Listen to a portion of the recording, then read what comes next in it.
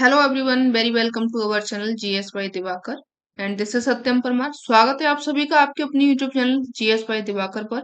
और आज यहाँ पे अपन लोग बहुत ही इंपॉर्टेंट क्वेश्चन डिस्कस करने वाले हैं ज्योग्राफी के। फिजिकल ज्योग्राफी के ये क्वेश्चन है और ये क्वेश्चन आप लोगों से पूछे गए हैं यूपीएससी में।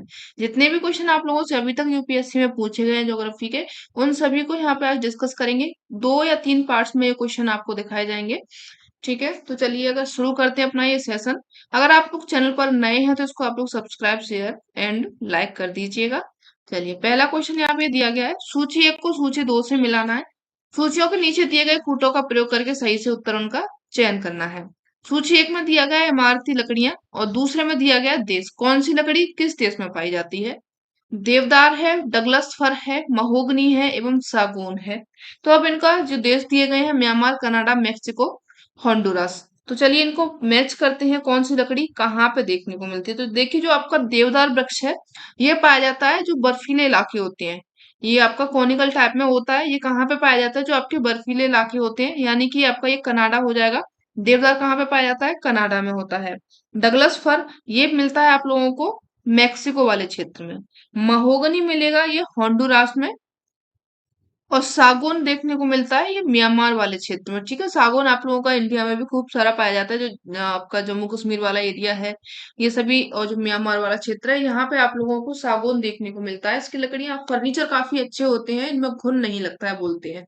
ठीक है, तो आपका जो ऑप्शन यहाँ पे करेक्ट हो रहा है, ए का सेकंड हो रहा है, बी का थर्ड हो रहा है, सी का फोर्थ हो रहा है, यानी कि सी ऑप्शन यहाँ पे करेक्ट हो जाएगा। ठीक है, चलिए नेक्स्ट क्वेश्चन देखिए। नेक्स्ट है यहाँ पे, नई सहस्राब्दी के सूर्योदय की प्रथम किरण भारत के किस एक यामोत्तर मेरिडियन में दिखाई दी जाती है? कब दी थी? 2 डिग्री 30 मिनट वेस्ट में दिखाई दी थी, 82 डिग्री 30 मिनट ईस्ट में, 92 डिग्री 30 मिनट वेस्ट में, या फिर 92 डिग्री 30 मिनट ईस्ट में। कहाँ पर ये दिखाई दी थी? तो ये यहाँ पे आपका जो सही आंसर हो जाएगा, ये कहाँ पे दिखाई देती है? सबसे पहली किरण जो दिखाई देती है भारत के नए वर्ष के रूप में, ये पूछ रहा है नई सहस्राब्दी, यानी कि जब आप लोगों का नया साल शुरू होता है तब की ये बात कर रहा है। तो ये कब दिखाई देती है? ये अंडमान निकोबार में दिखाई देती है। कहाँ पे दिखाई देती है? अंडमान एंड निकोबार में ये बात कर रहा है। पहली बार यहाँ पे ये दिखाई देती है जब आप लोगों का नया साल शुरू होता है। और यहाँ पे भी एक द्वीप है, इसका द्वीप का नाम है कथाल द्वीप या फिर काथाल द्वीप। ठीक है, और ये द्वीप किस डिग्री पर पड़ता है? तो ये पड़ता है 92.5 डिग्री पूरब पर पड़ता है, या फिर 92.5 डिग्री ईस्ट में ये दिखाई देती है। सही ऑप्शन जो होगा आप लोगों का डी हो जाएगा। नई सहस्राब्दी का मतलब क्या हो रहा है? ये नए साल की बात कर रहा है। ठीक है, इतना आप लोगों को करेक्ट हो गया। यहाँ पे जो ऑप्शन आपका होगा वो डी करेक्ट हो जाएगा। नेक्स्ट क्वेश्चन देखिए, निम्नलिखित कथनों पर विचार कीजिए। चलिए कर लेते हैं इन पर भी विचार। नौ परिवहन एवं मत्स्य ग्रहण में ज्वार भाटा अत्यंत सहायक होता है। ठीक है, जो आपका नौ परिवहन होता है और जो मछली के लिए रहने के लिए जो सुविधा होती है, उनके लिए क्या होता है? ज्वार भाटा बहुत ज्यादा सहायक होता है, उनके लिए हेल्पफुल होता है। उच्च ज्वार भाटा बड़े जलयानों को बंदरगाह में सुरक्षित प्रवेश करने या फिर निकलने योग्य बनाता है। तीसरे ऑप्शन में कह रहा है कि ज्वार भाटा बंदरगाहों में साधन रोकता है। ठीक है, जो आपके साधन होते हैं उनको रोक देता है ये। कांडला तथा डायमंड हार्बर ज्वारीय बंदरगाह है। तो चलिए अब इनका बताइए क्या इनका सही हो जाएगा। अब यहाँ पे ऑप्शन आप लोगों को दिए गए हैं 1 4 2 3 4, 1 2 3, 1 2 3 4। तो यहाँ पे देखिए, जो अगर आप बात करें कि जो ज्वार भाटा होता है, ये नौ परिवहन या फिर नौ संचालन, मत्स्य ग्रहण, इनके लिए काफी सहायक होता है। ये सही ऑप्शन दिया गया है, पहला सही है आप लोगों का।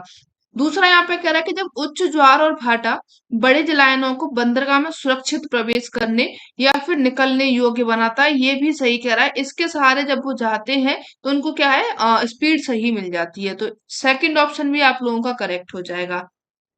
थर्ड में ये कह रहा है कि ज्वार भाटा बंदरगाहों में साधन रोकता है। बिल्कुल, जब ज्वार भाटे आते हैं तो मतलब बहुत ज्यादा तेजी से होते हैं तो वो रुकता है।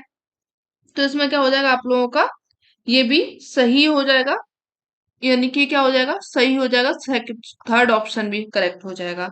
नेक्स्ट है यहाँ पे कि जो कांडला है, कांडला और डायमंड ज्वारीय बंदरगाह बता रहा है, लेकिन ये तो ये तो प्राकृतिक है। हाँ, तो ये ज्वारीय सही तो है, प्राकृतिक होना चाहिए। तो यहाँ पे आप लोगों का जो कांडला और डायमंड दिए गए हैं ये भी कैसे हो जाएंगे, सही है। जो ऑप्शन आप लोगों का करेक्ट होगा वो क्या हो जाएगा, डी ऑप्शन करेक्ट हो जाएगा। ठीक है, एक दो तीन चार सभी यहाँ पे सही दिए गए हैं। अब इन क्वेश्चन से क्या होता है, देखिए मतलब आप लोगों ने सिर्फ ऑप्शन देखा कि चारों सही है, लेकिन आप लोगों ने इसमें ज्वार भाटे के बारे में पढ़ लिया कि इसमें क्या क्या इनकी भिन्नताएं होती है, क्या क्या इनमें क्वालिटीज पाई जाती हैं, इसके क्या क्या लाभ होते हैं। तो ये जो चार ऑप्शन वाले क्वेश्चन होते हैं ना, काफी अच्छे होते हैं। इनसे अपन लोगों को एक पूरे टॉपिक के बारे में बहुत ज्यादा जानकारी देखने को मिल जाती है, जो हम शायद जब बुक पढ़ते हैं तो उसमें इतना नोटिस नहीं करते हैं। ठीक है, यहाँ पे जो आपका ऑप्शन करेक्ट हो गया वो डी हो गया। नेक्स्ट क्वेश्चन की तरफ में बढ़ते हैं। नेक्स्ट है यहाँ पे तूफानी चालीसा, रोलिंग फोर्टिस। इसके बारे में निम्नलिखित कथनों पर विचार करना है। चलिए इनके बारे में कर लेते हैं, रोलिंग फोर्टिस के बारे में। ये उत्तरी और दक्षिणी गोलार्धों में निर्बाध बहती हैं। ठीक है, उत्तरी और दक्षिणी गोलार्ध में, नोटिस करना है इसको। ये बड़ी शक्ति और स्थिरता से बहती हैं। इनकी दिशा सामान्य तौर पर दक्षिणी गोलार्ध में उत्तर पश्चिम की उत्तर पश्चिम से पूरब की ओर होती है। मेघाच्छन्न आकाश, वर्षा, खराब मौसम इनके साथ सामान्य तौर पर संबंधित रहते हैं। यानी कि जब ये तूफानी चाली से चलते हैं तो यहाँ पे मेघाच्छन्न भी रहता है, वर्षा बहुत तेज होती है, मौसम खराब रहता है, ये इनके साथ में क्या है, एक नॉर्मल सी बात है। तो अब यहाँ पे कौन सा ऑप्शन जो होगा वो सही होगा, ये आप लोगों को बताना है। तो यहाँ पे देखिए जो ऑप्शन यहाँ पे दिए गए हैं, एक दो तीन, दो तीन चार, एक तीन चार, एक दो चार। तो यहाँ पे अगर पहला ऑप्शन आप लोग पढ़ रहे होंगे कि जो तूफानी चालीसा होता है, रोरिंग फोर्टीज होता है, उत्तरी और दक्षिणी गोलार्ध में बता रहा है। जबकि आप लोगों ने पढ़ा है कि जो तूफानी चालीसा ये चलता है, या फिर इसको गरजता चालीसा भी बोला जाता है, ये कहाँ पे चलता है, ये दक्षिणी गोलार्ध में चलता है। ठीक है, इससे क्वेश्चन अभी जो कल आपको लोगों का नेट एग्जाम हुआ है, रीनेट हुआ है, इसी से क्वेश्चन आया है, शायद चीखता साठा से या फिर ये गरजता चालीसा से, यहाँ से क्वेश्चन एक पूछा गया है। ठीक है, तो जो तूफानी चालीसा होता है दक्षिणी गोलार्ध में चलता है पूर्णतः, और चलता कहाँ से कहाँ तक है, ये 40 डिग्री से लेकर के 50 डिग्री अक्षांशों के बीच में ये चलता है। ठीक है, और ये पवनें बिल्कुल दक्षिणी गोलार्ध में चलती हैं, उत्तर में नहीं चलती हैं, ये भी याद रखिएगा। और क्यों चलती हैं दक्षिणी गोलार्ध में, ये भी याद रखना है। यहाँ पे क्या है, जो दक्षिणी गोलार्ध है, यहाँ पे जो स्थल भाग है, ये जो स्थल भाग होता है आप लोगों का, इसकी कमी है, जल भाग की अधिकता है। ठीक है, जो स्थल भाग है ये बहुत कम पाया जाता है यहाँ पे, और जल भाग जो है वो बहुत ज्यादा पाया जाता है। तो ये जो पवनें चलती हैं ज्यादातर कहाँ पे प्रबल होती हैं, ये क्वेश्चन भी पूछा जा सकता है। तो ये जो पवनें हैं जो तूफानी चालीसा की, ये ज्यादातर प्रबल होती हैं कहाँ पे, हिंद महासागर में। ठीक है, तो यहाँ पे जो आपका पहला ऑप्शन है ये तो गलत हो गया। ये बड़ी शक्ति और स्थिरता से बहती हैं, तो ये आपका सही है। इनकी दिशा सामान्य तौर पर दक्षिणी गोलार्ध में उत्तर से पश्चिम की ओर और पूरब की ओर में बहती हैं, ये भी सही हो जाएगा। इस तरीके से आप लोगों की ये हवाएं चलती हैं। ठीक है, मेघाच्छन्न आकाश, वर्षा, खराब मौसम इनके साथ में एक नॉर्मल सी बात है, ये भी सही है। तो आपका जो ऑप्शन सही होगा दो, तीन और चार, यानी कि बी ऑप्शन यहाँ पे आप लोग करेक्ट कर रहे होंगे सभी लोग, बी सही हो जाएगा। चलिए नेक्स्ट क्वेश्चन देखते हैं। नेक्स्ट है यहाँ पे, बैरोमीटर में अचानक तापमान हो जाने से, गिरावट हो जाने से निम्नलिखित में से कौन सी एक मौसम दशा इंगित होती है। तूफानी मौसम आता है, या फिर शांत मौसम आने वाला है, ठंडा एवं शुष्क मौसम होगा, उष्ण एवं उज्जवल मौसम होगा। बताइए क्या होगा, जब बैरोमीटर है उसमें जो उनका इंडिकेटर होता है और ये गिर जाता है, तो क्या होता है बताइए। ये देखिए जो ये इंगित करता है किसको, ये करता है तूफानी मौसम। ए ऑप्शन आप लोगों का क्या हो जाएगा, करेक्ट हो जाएगा। जब भी बैरोमीटर के जो इसका जो क्या होता है, ये मीटर होता है, इसमें गिरावट आती है तो आप लोगों को इंडिकेट करता है ये कि तूफान आने वाला है। इसके लिए आप लोग सचेत हो जाइए, तैयारी कर लीजिए। जो कोई भी क्षेत्र होता है, यहाँ पे जो वायुमंडलीय दबाव होता है, क्या होता है, जब वायुमंडलीय दबाव कम हो जाता है इस क्षेत्र में, प्रेशर जो होता है वो क्या हो जाता है, यहाँ पे कम हो जाता है। और उसके कारण जो बैरोमीटर होता है उसकी रीडिंग जो होती है वो नीचे आने लगती है। रीडिंग्स क्या होती है इनकी? नीचे आने लगती है। इस तरीके से इनकी ये रीडिंग नीचे गिरने लगती है, क्योंकि जो वायु दाब है वो कम हो रहा है। यानी कि ये किसको इंगित कर रहा है? ये कर रहा है जो बोलते नहीं है तूफान के आने से पहले की शांति, ये वही होता है। ठीक है।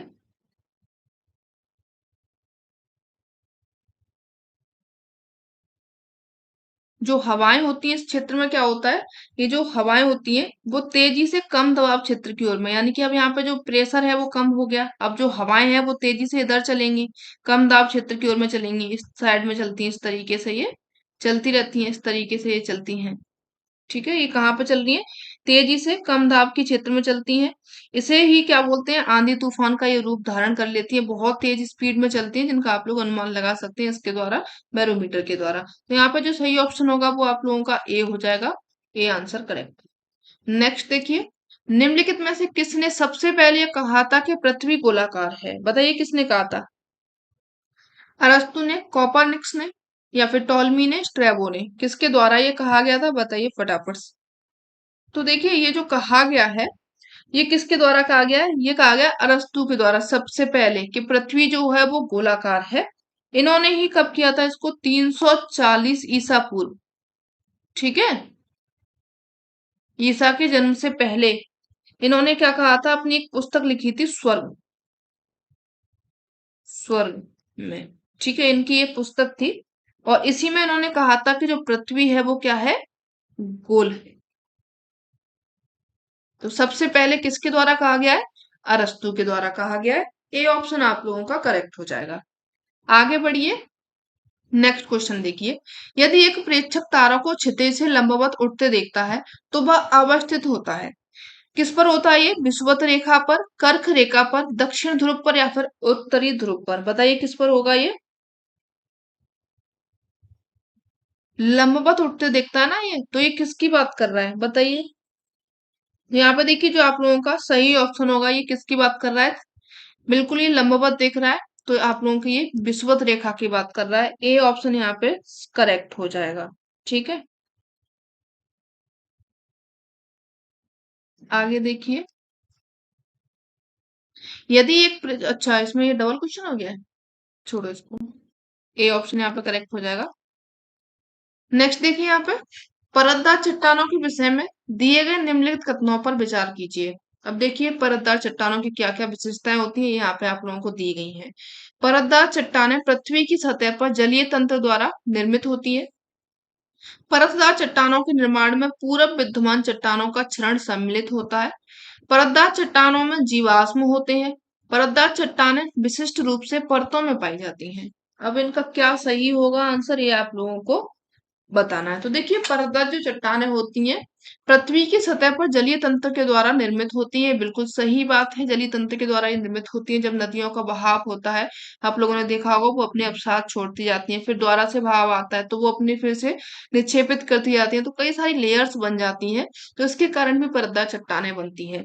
परतदार चट्टानों के निर्माण में पूर्व विद्वान चट्टानों का क्षरण सम्मिलित होता है। बिल्कुल, जब उनके ऊपर में दूसरी चट्टानें आएंगी तो उनका कहीं ना कहीं क्षरण, जो पहले वाली चट्टान है उसका कहीं ना कहीं टूटन होगा ही, तो उसका क्या होता है? ये क्षरण होता है। परतदार चट्टानों में जीवाश्म पाए जाते हैं, ये भी सही है। परतदार चट्टानें होती है, अपसादी चट्टानें की बात कर रहा है, इसमें जीवाश्म फोसिल फ्यूल्स जो होते हैं वो पाए जाते हैं। परतदार चट्टानें विशिष्ट रूप से परतों में पाई जाती हैं। जब परतदार है तो परतों में तो पाई ही जाएंगी, इसमें कौन सी बताने की बात है? तो आप लोगों का जो ऑप्शन करेक्ट होगा, एक, दो, तीन और चार, चारों ऑप्शन करेक्ट है। डी आंसर सही है। ठीक है, डी आंसर आप लोगों का क्या हो जाएगा? करेक्ट हो जाएगा। आगे बढ़ेंगे।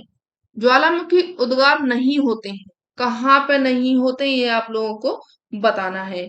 बाल्टिक सागर में, या फिर काला सागर में, कैरेबियन सागर में, कैस्पियन सागर में, कहाँ पे नहीं होते हैं? तो देखिए, यहाँ पे जो ज्वालामुखी उद्गार जो होते हैं वो कहाँ पे होते हैं, पहले तो इनको जान लीजिए।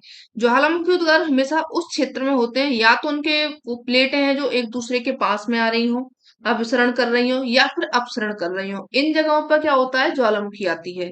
लेकिन इसमें एक ये सागर ऐसा है, इसमें कोई भी प्लेट ना तो अभिसरण करती है ना ही अपसरण करती है।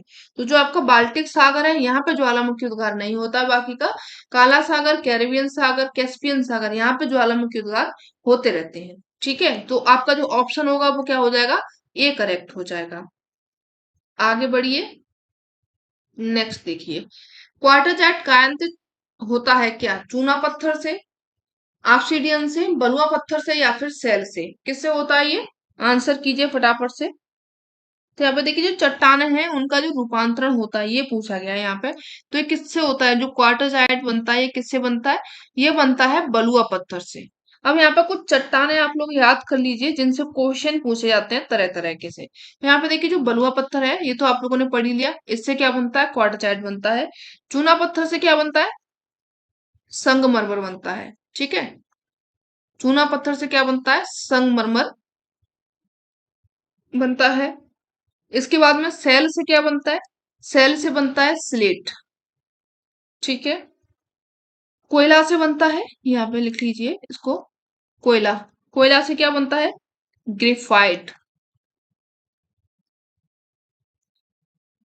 जब इन पर बहुत ज्यादा ताप दबाव ये सब बनता है तो जो चट्टानें होती हैं अपना रूप परिवर्तित कर देती हैं, इसी को आप लोग कायांतित चट्टानें बोलते हैं। ठीक है, और कोयले से बन गया, कोयले का जब रूप परिवर्तन हुआ तो उससे ग्रेफाइट बन जाता है।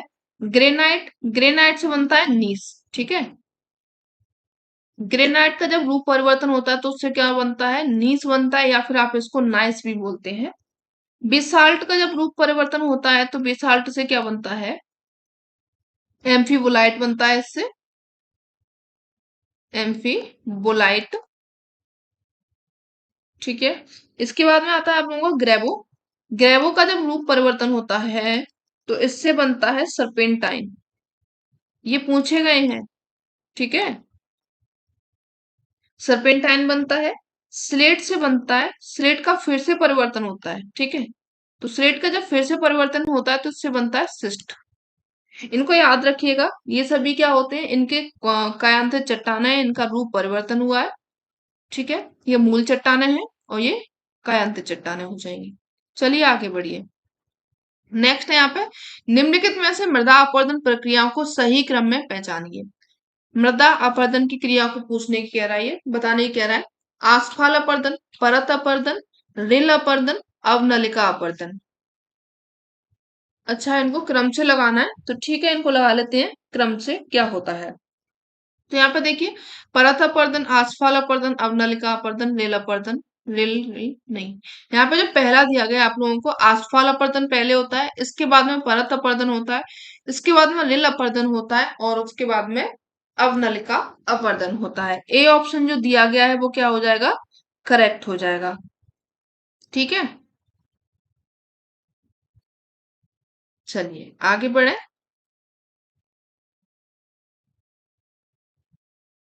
असफल अपर्दन को आप लोग एक नाम से और जानते हैं, श्लेष अपर्दन, स्प्लेस। ठीक है, ये भी इसको कहा जाता है स्प्लेस अपर्दन। और जो आपका परत अपर्दन है इसको सीट अपर्दन भी कहा जाता है। रिल अपर्दन को रिल अपर्दन, और अवनलिका को नालिका अपर्दन भी कहा जाता है, इसको याद रखिएगा। ठीक है, अब देखिए जो स्प्लेस अपर्दन होता है ये क्या होता है, जो स्प्लेस अपर्दन होता है इसमें जो वर्षा की गति होती है उसमें जो कीचड़ मृदा ये सभी होती है, यानी कि वर्षा के साथ में कीचड़ मृदा इनके जो छोटे छोटे कण होते हैं, इनकी गति को जब वो अपर्दन होता है इसको कहा जाता है स्प्लेस अपर्दन। ठीक है, वर्षा के साथ में जो इसके साथ में मृदा कण मतलब जो भी आपके क्या बोलते हैं इनको, अब साथ जो बहते हैं इनको स्प्लेश अपर्दन कहा जाता है। सीट अपर्दन में क्या होता है, सेकंड आता है आप लोगों का परत अपर्दन या फिर सीट अपर्दन। इसमें वर्षा के द्वारा मृदा के कणों का ह्रास होता है। जो मृदा के कण होते हैं बड़े बड़े कण उनका ह्रास होता है, यानी कि उनका टूटना होता है। एक जो चैनल होता है उसमें निर्धारित होता है कि इस क्षेत्र में ये बहेगा। ठीक है, ये आप लोगों का क्या होता है, सीट अपर्दन होता है या फिर परत अपर्दन होता है। और जो रेल अपर्दन होता है ये कहाँ पे होता है, ये होता है पहाड़ी क्षेत्रों में। ठीक है। जो छोटी छोटी जलधाराएं होती हैं वहां पर ये निर्मित होता है। इनके साथ में अवसाद आते हैं, अवसाद का निष्कासन होता है। और भारी वर्षा, बर्फ पिघलने के साथ साथ जब भी निश्चित धारा में बहकर अपरदन होता है तो इसको नलिका कहा जाता है। ठीक है। अब नलिका अपरदन में क्या होता है, जब बर्फ होती है, भारी वर्षा होती है, इनके साथ में जो बर्फ पिघलती है, पिघलने के साथ में जब जल का निश्चित धाराओं में प्रवाह होता है, अपरदन होता है, तो उसको आप लोग नलिका अपरदन कहते हैं। तो ए ऑप्शन आप लोगों का क्या हो जाएगा, करेक्ट हो जाएगा। आगे बढ़िए। नेक्स्ट देखिए यहाँ पे, ये आप लोगों को दिख नहीं रहा होगा, इसको थोड़ा सा छोटा कर ले रहे हैं।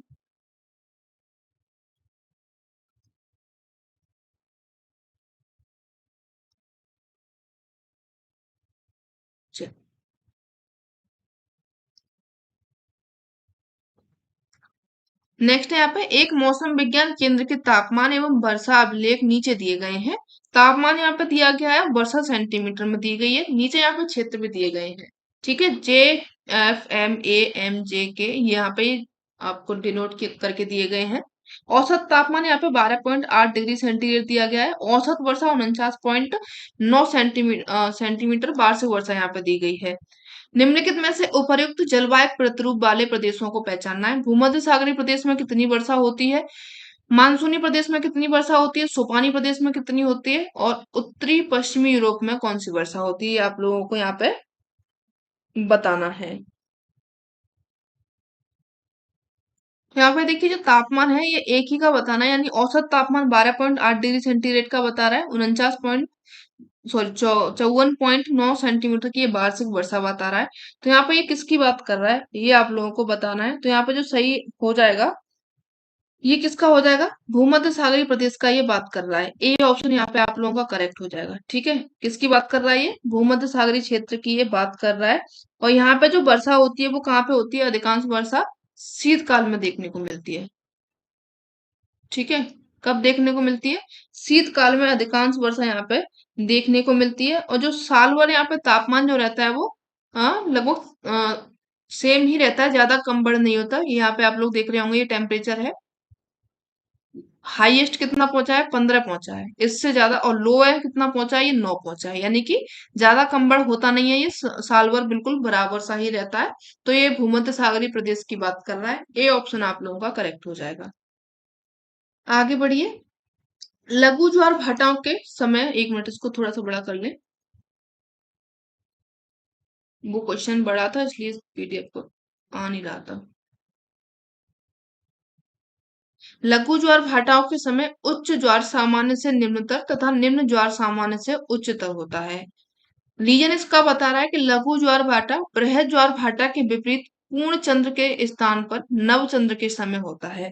तो इसमें बताना है आप लोगों को क्या होता है लघु ज्वार। और तो यहाँ पर देखिए, जो ऑप्शन दिए गए हैं, ए और आर दोनों सही हैं। आर ए का सही से स्पष्टीकरण है, ए और आर दोनों सही है लेकिन स्पष्टीकरण सही नहीं है। ए सही है, आर गलत है, और ए गलत है, आर सही है। तो यहाँ पे देखिए जो दिया गया है कि जो लघु ज्वार भाटा है, इनके समय उच्च ज्वार सामान्य से निम्नतर एवं निम्न ज्वार सामान्य से उच्चतर होता है। तो ये आप लोगों का ऑप्शन ए जो दिया गया है वो सही है। ठीक है।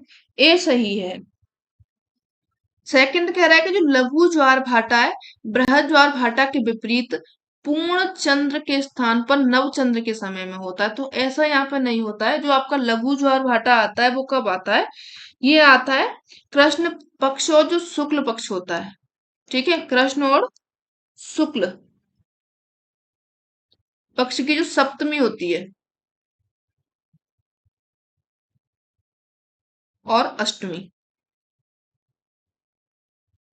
सप्तमी और अष्टमी के दिन ये क्या आता है, ज्वार भाटा आता है, लघु ज्वार भाटा। इस टाइम जो सूर्य की स्थिति होती है, सूर्य और चंद्रमा की और पृथ्वी के साथ में स्थिति कैसी होती है, समकोण पर होती है।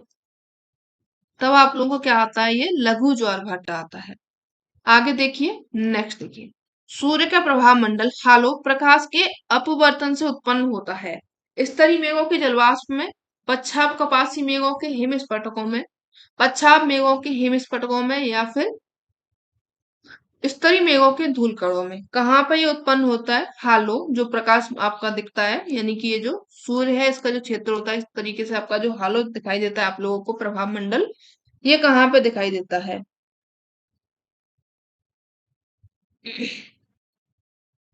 चलिए, तो यहाँ पे देखिए जो आपका सही ऑप्शन होगा, ये कहाँ पे दिखाई देता है? ये देता है पच्छाद मेघों के हिम स्फटिकों में, ये दिखाई देता है। सी ऑप्शन आप लोगों का करेक्ट हो जाएगा। ठीक है,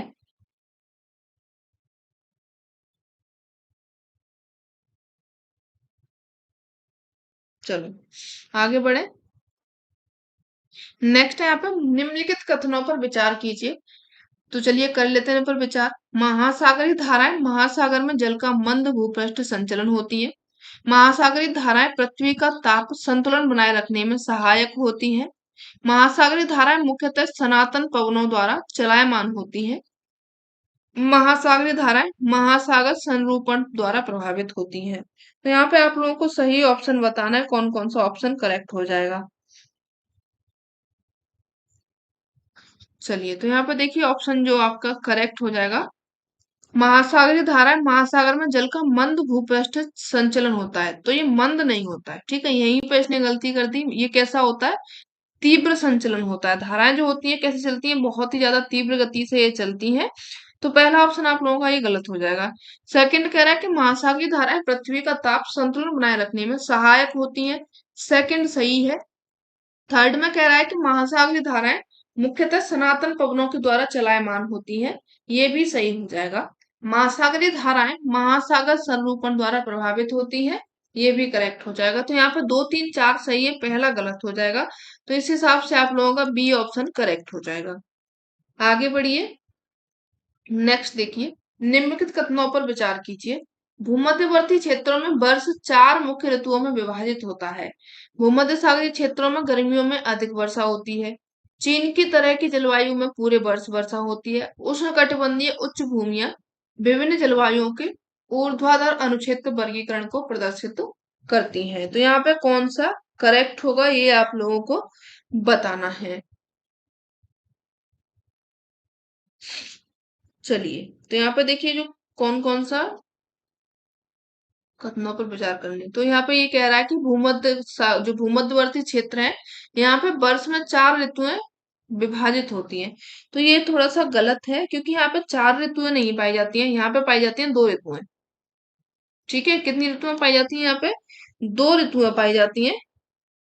ठीक है, और यहाँ पे जो वही वाला क्षेत्र है, ये भूमध्य सागरीय वाला क्षेत्र जहाँ पर सर्दियों में वर्षा अधिक होती है। तो ये आप लोगों का ये गलत हो जाएगा। और साथ में ये कह रहा है कि भूमध्य सागरीय क्षेत्रों में गर्मियों में अधिक वर्षा होती है। तो गर्मियों में नहीं, ये कहाँ पे होती है? ठंडी में अधिक वर्षा होती है। तो पहला और दूसरा गलत हो जाएगा। चीन की तरह की जलवायु पूरे वर्ष यहाँ पे वर्षा होती है, ये सही हो जाएगा। उष्णकटिबंधीय उच्च भूमियां विभिन्न जलवायुओं के ऊर्ध्वाधर अनुक्षेत्र वर्गीकरण को प्रदर्शित करती हैं। ये भी करेक्ट हो जाएगा। ऑप्शन जो यहाँ पे आप लोगों का दिया गया है 3 और 4, डी में दिया गया है। तो ये डी ऑप्शन करेक्ट हो जाएगा। ठीक है, चलिए आगे बढ़िए। निम्नलिखित पारिस्थितिकी वर्गीकरणों पर विचार करना है। टैगा, उष्णकटिबंधीय सदापर्णी, उष्णकटिबंधीय पर्णपाती एवं टुंड्रा। इन पारिस्थितिकी वर्गीकरण को धवलता परिमाण के घटते क्रम में लगाना है। ठीक है, लगा लीजिए इनको। चलिए, तो यहाँ पे देखिए जो सबसे पहले आएगा आप लोगों का टुंड्रा क्षेत्र आएगा, सबसे ऊपर वाला क्षेत्र हो जाएगा ये। ठीक है, धवलता के ऊपर इनको देखना है। यानी कि इनका जो एल्बिडो होता है सबसे ज्यादा होता है टुंड्रा क्षेत्र का, टैगा की अपेक्षा इन पे टुंड्रा का ज्यादा होता है। ठीक है, इनकी अपेक्षा टुंड्रा का ज्यादा होता है। तो फोर्थ पे आप लोगों का टुंड्रा हो जाएगा। फिर टुंड्रा के बाद में आएगा आप लोगों का टैगा, क्योंकि इनका एल्बिडो जो टुंड्रा से कम होता है। ठीक है, फिर आप लोगों का आता है उष्णकटिबंधीय पर्णपाती वर्ण। इनका एल्बिडो इससे ज्यादा होता है। तो यहाँ पे आप लोगों का इसका हो जाएगा, घटते क्रम में लगाना है। फिर आता है आप लोगों का सदापर्णी, सेकंड ऑप्शन, यानी कि 4 1 3 2 बी ऑप्शन में करेक्ट हो जाएगा। ठीक है, चलिए आगे बढ़िए। दोनों गोलार्धों के 60 से लेकर के 65 डिग्री अक्षांशों में उच्च दाब की बजाय निम्न दाब पेटिका होती है। रीजन कह रहा है कि निम्न दाब क्षेत्र भूमि पर नहीं बल्कि महासागरों पर स्थायी होते हैं। तो ये कहाँ तक सही है ये आप लोगों को बताना है। तो देखिए यहाँ पर ये जो कह रहा है कि जो दोनों गोलार्ध हैं यहाँ पे 60 से लेकर के 65 डिग्री अक्षांशों के बीच में उच्च दाब की बजाय निम्न दाब की पेटिका होती है, ये सही है। ठीक है, क्या हो जाएगा ये ए ऑप्शन आप लोगों का सही हो जाएगा। लेकिन इसमें ये रीजन कह रहा है कि निम्न दाब क्षेत्र भूमि पर नहीं बल्कि महासागरों पर स्थायी होते हैं, तो ये गलत हो जाएगा क्योंकि ये कहाँ पे होते हैं, महाद्वीपों पर स्थायी होते हैं। तो आप लोग का जो ऑप्शन,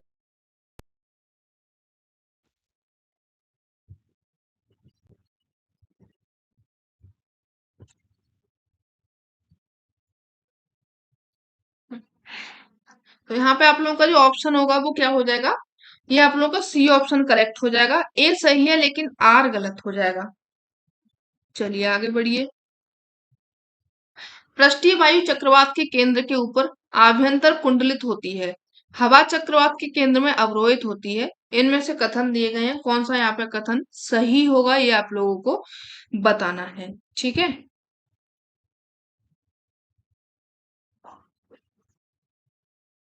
हम्म, चलिए। तो यहाँ पे देखिए जो आप लोगों का ऑप्शन दिया गया है, सॉरी यहाँ पे ऑप्शन दिए गए ए और आर दोनों सही है, आर ए की सही व्याख्या है।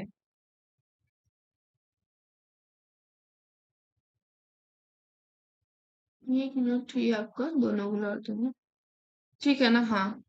यहाँ पे देखिए जो दिया गया है कि जो पृष्ठीय वायु चक्रवात के केंद्र के ऊपर में आभ्यंतर कुंडलित होता है, ये आप लोगों का सही हो जाएगा। और हवा चक्रवात के केंद्र में अवरोहित होती है, ये भी सही हो जाएगा क्योंकि जो धरातलीय पवनें होती हैं ये कहाँ पे जाती हैं, चक्रवात के केंद्र में जाती हैं। कहाँ पे जाती हैं ये? चक्रवात के इस तरीके से केंद्र में जाती हैं, यही तो ये कहना चाह रहा है। ठीक है, कहाँ पे जाती है ये, चक्रवात के केंद्र में जाती हैं और केंद्र में क्या होता है, निम्न दाब विकसित करती हैं ये। तो यहाँ पे आप लोगों का जो पृष्ठीय वायु चक्रवात में केंद्र में ऊपर अभ्यंतर कुंडलित होता है, ये सही हो जाएगा। यानी कि ए और आर दोनों सही है तथा आर ए की सही से व्याख्या भी कर रहा है। तो ए ऑप्शन आप लोगों का क्या हो जाएगा, यहाँ पे करेक्ट हो जाएगा। ठीक है, ए ऑप्शन करेक्ट है। नेक्स्ट देखिए यहाँ पे, नेक्स्ट है यहाँ पे निम्नलिखित जलवायु और विषयक तथ्यों पर विचार कीजिए। हम्म,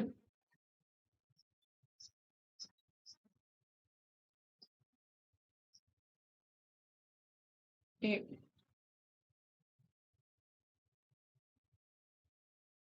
मिनट।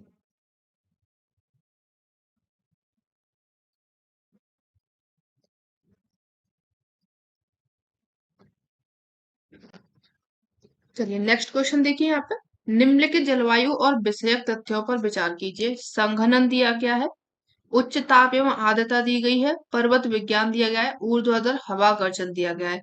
इनमें से गर्जन वाले बादलों का विकास किस किस तथ्य के कारण होता है, ये आप लोगों को बताना है। ठीक है, तो यहाँ पे अगर आप लोग बात करेंगे संगणन, ये आपको वर्षा का एक रूप दिखा रहा है कि किस तरीके से वर्षा होती है। तो यहाँ पे देखिए जो सबसे पहले अगर होगा, मतलब यहाँ पे क्रम तो नहीं लगाना है, कौन कौन सा सही है ये बताना है। तो चलिए इनको देख लेते हैं कौन कौन सा सही है। तो यहाँ पे देखिए संघनन होता है गर्जन वाले बादलों में, उच्च ताप एवं आर्द्रता होती है, पर्वत विज्ञान होता है और ऊर्ध्वाधर हवा में गर्जन होता है। अब ये कैसे होता है इसको देखिए, जब मेघ गर्जन होता है तो यहाँ पे जो उच्च ताप होता है, उच्च आर्द्रता के कारण में क्या होता है, जो उच्च ताप होता है ये किसके कारण विकसित होता है, उच्च आर्द्रता के कारण यहाँ पे विकसित होता है। ठीक है, इसमें जो पवनें होती हैं वो ऊर्ध्वाधर गति से चलती हैं। पवनें कैसे चलती हैं, ऊर्ध्वाधर गति से चलने लगती हैं। जल वाष्प बनता है और जल वाष्प का होता है क्या, संघनन। ठीक है, कंडेंसेशन होता है और संघनन के कारण में क्या होता है, बादल बनते हैं। संघनन के कारण अब क्या बनते हैं, यहाँ पे बादल बनते हैं। ठीक है, बादल के बाद में क्या होता है, पर्वतों से ये टकराते हैं और पर्वतों से टकराने के बाद में ये क्या करते हैं, पृथ्वी पर एक वर्षा के रूप में टपक पड़ते हैं। ठीक है, वर्षा के रूप में टपकते हैं यानी कि फिर से ये पृथ्वी पर पुनः प्रकट हो जाते हैं। तो ये आप लोगों का क्या हो जाएगा, अब ये आपका जो वर्षा का पूरा रूप है ये यहाँ पे बताया गया है। ठीक है, तो ऑप्शन जो आपका करेक्ट होगा अब 1 2 3 और 4 हो जाएगा। डी ऑप्शन आप लोगों का करेक्ट हो जाएगा। चलिए नेक्स्ट देखिए यहाँ पे,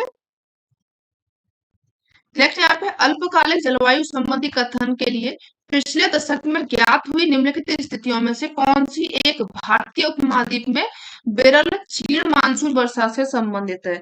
बताइए किसके कारण यहाँ पे वो वर्षा कम होती है? लानिना के कारण, धारा प्रवाह की गति के कारण, एल्निनो एवं दक्षिणी दोलन के कारण, विश्वव्यापी स्तर पर पादप ग्रह प्रभाव के कारण। तो यहाँ पे देखिए ये बात क्या कर रहा है, जो एल्निनो होती है ये कहाँ पे प्रकट होती है? ये होती है जो पेरू के तट है।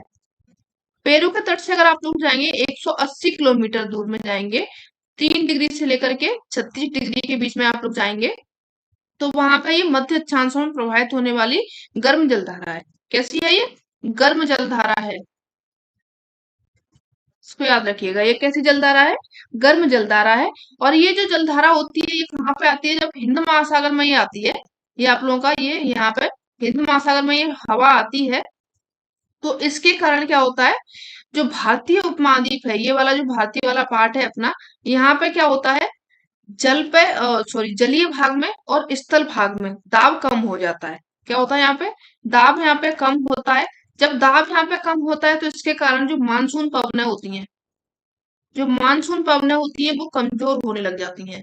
ठीक है, मानसूनी पवनें यहाँ पे क्या हो जाती हैं? कमजोर होने लग जाती हैं। तो इसमें क्या होता है, तो वर्षा यहाँ पे कम होती है। लेकिन इसी के विपरीत में आता है लानिना। क्या आता है इसके विपरीत में? लानिना आता है। लानिना एक कैसी है? प्रतिसागरीय धारा है। सागरीय धारा है, जिसका आविर्भाव कब होता है, जो कब निकलती है, ये उस टाइम निकलती है जब एल्निनो जो होता है वो समाप्त हो जाता है, इसका प्रभाव समाप्त हो जाता है। उसके बाद में आती है आपकी लानिना। इसके कारण क्या होती है, सामान्य से जो वर्षा होती है वो अधिक होती है। वर्षा यहाँ पे क्या होने लगती है? अधिक होने लगती है सामान्य से। जब भारत में मानसून यहाँ पे सक्रिय हो जाता है, लानिना जब आता है भारत में, मानसून सक्रिय हो जाता है। ऐसा ही एक मानसून आया था 1998 में, लानिना आया था। ठीक है, इसके कारण क्या हुआ था, जो बांग्लादेश है और भारत और जो बांग्लादेश है, यहाँ पे जो स्थिति आ गई थी वो कैसी आ गई थी, बाढ़ की स्थिति यहाँ पे पैदा हो गई थी। वो किसके कारण हुई थी? ये जो आपका लानिना है इसी के कारण। अब यहाँ पे आप लोगों से पूछा क्या गया है, भारतीय उपमहाद्वीप में विरल क्षीण मानसून वर्षा से संबंधित है, तो ये आप लोगों का एल्निनो है और दक्षिणी दोलन हो जाएगा। ठीक है, ये दोनों एक दूसरे से संबंधित, दोनों ही सूखा लेकर के आते हैं। सी ऑप्शन करेक्ट हो जाएगा। इन दोनों को मिलाकर के कहा जाता है एनसो। ठीक है, इसको क्या कहा जाता है? एनसो कहा जाता है। ठीक है, अगर ये एनसो आता है तो इसको आप लोग मतलब जो जलवायु विज्ञानी है इसको प्राकृतिक प्रकोप भी बोला जाता है। क्या बोला जाता है इसको? प्राकृतिक प्रकोप बोलते हैं ये। ठीक है, अच्छा क्या है? लानिना। चलिए आगे बढ़िए। नेक्स्ट यहाँ पे निम्नलिखित में से कौन सा एक लेगून नहीं है? अष्टमुदी झील, चिल्का झील, पेरियार झील, पुलिकट झील। तो यहाँ पे देखिए कौन सी लेगून झील नहीं है ये पूछा गया है। तो आप लोगों की यहाँ पे चिल्का झील है, अष्टमुदी है, पुलिकट भी है, लेकिन पेरियार झील जो है आप लोगों की लेगून झील नहीं है। इसलिए आपका जो ऑप्शन होगा वो सी करेक्ट हो जाएगा। नेक्स्ट देखिए, हमारे सौर परिवार के संदर्भ में निम्नलिखित में से कौन सा कथन सही है पूछा गया है। तो चलिए इनके कथन को लगा लेते हैं। हमारे सौर परिवार के सभी ग्रहों में पृथ्वी सघनतम है। पृथ्वी के संगठन में मुख्य तत्व सिलिकॉन है। सूर्य में सौर परिवार के द्रव्यमान का 75% अंतर्विष्ट है। सूर्य का व्यास पृथ्वी के व्यास का 190 गुना है। तो अब यहाँ पे आप लोगों को बताना है कि क्या यहाँ पे सही हो जाएगा। तो देखिए जो हमारा जो सौर है, सॉरी, सौर परिवार के सभी ग्रहों में जो पृथ्वी होती है वो सघनतम है। ये ऑप्शन आप लोगों का करेक्ट हो जाएगा, ए ऑप्शन। अब ये कैसे करेक्ट है, तो देखिए जो क्या होता है, सभी ग्रहों को अगर देखा जाए तो जो पृथ्वी का घनत्व है वो सबसे ज्यादा है। ठीक है, पृथ्वी का घनत्व क्या है यहाँ पे? सबसे ज्यादा है। अगर सभी का घनत्व देखा जाए तो पृथ्वी का घनत्व कितना है? 5.52 है। ठीक है, इसके बाद में बुध आता है। बुध का 5.44 है। यहाँ पे लिख लीजिए शुक्र। शुक्र का कितना है? 5.24 है। मंगल, मंगल का कितना हो जाएगा? 3.9 है। वरुण, वरुण का 1.66 है। बृहस्पति, इसका हो जाएगा 1.34। अरुण, इसका हो जाएगा 1.19। और फिर आता है आप लोगों का शनि, सबसे कम है इसका 0.7। ठीक है, इनको याद रखिएगा। यानी कि जो पृथ्वी का घनत्व है वो सबसे ज्यादा है, तो यानी कि हमारे जो सौर परिवार में सभी ग्रहों में पृथ्वी सर्वोत्तम है।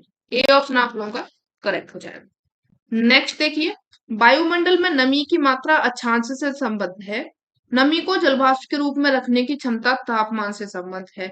ऑप्शन आप लोगों को नीचे दिए गए हैं, अब इनका आप लोगों को आंसर बताना है कौन सा करेक्ट हो जाएगा। तो देखिए यहाँ पे जो ये कह रहा है कि जो वायुमंडल में नमी की मात्रा होती है अक्षांश से संबंधित होती है, ये बिल्कुल सही है। यानी कि ये नमी यानी आर्द्रता की बात कर रहा है।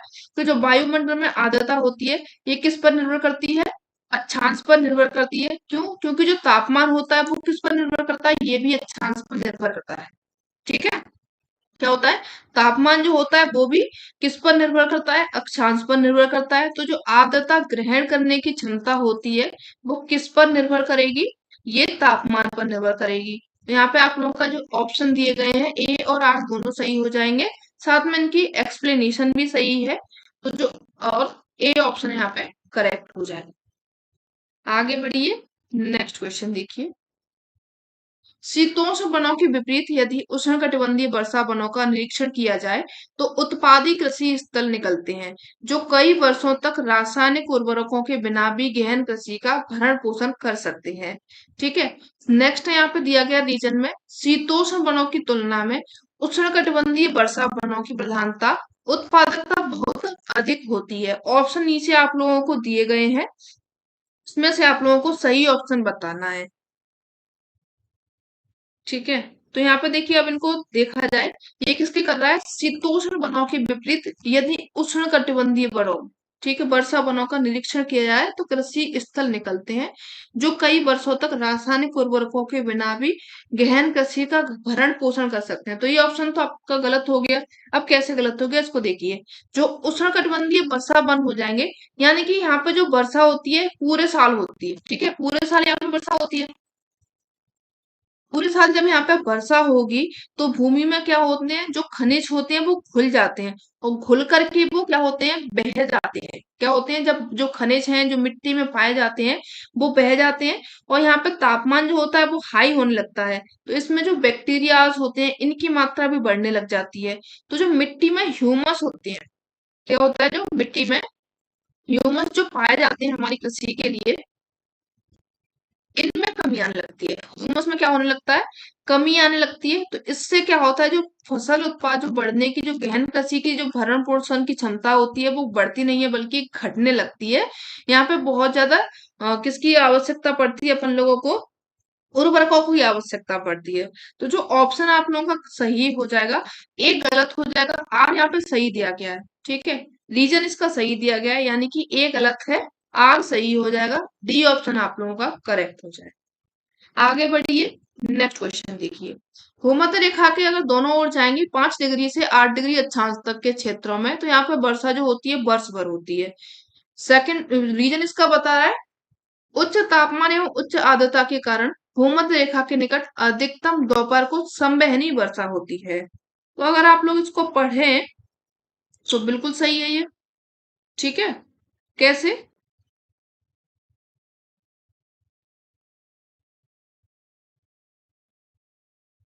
क्योंकि जो भूमध्य रेखा है, एक मिनट, हाँ ये सही तो है, 5 डिग्री से 8 डिग्री में जाएंगे।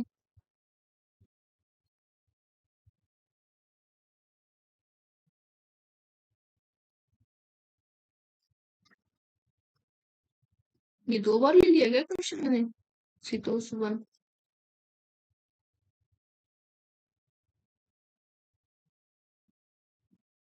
हाँ, तो देखिए जो भूमध्य सागर क्षेत्र है उसको आप लोगों ने पढ़ा होगा, 5 से लेकर के 8 डिग्री अक्षांशों के क्षेत्र में यहाँ पे वर्षा जो होती है वर्ष भर होती है। क्यों? यहाँ पे हाई टेम्परेचर रहता है और आर्द्रता भी हाई रहती है, इसके कारण यहाँ पे दोपहर को संवहनी वर्षा जरूर होती है। तो ये करेक्ट हो जाएगा। ए और आर दोनों सही है, इनका स्पष्टीकरण भी सही दिया गया है। ए ऑप्शन आप लोगों को क्या हो जाएगा? करेक्ट हो जाएगा। नेक्स्ट देखिए,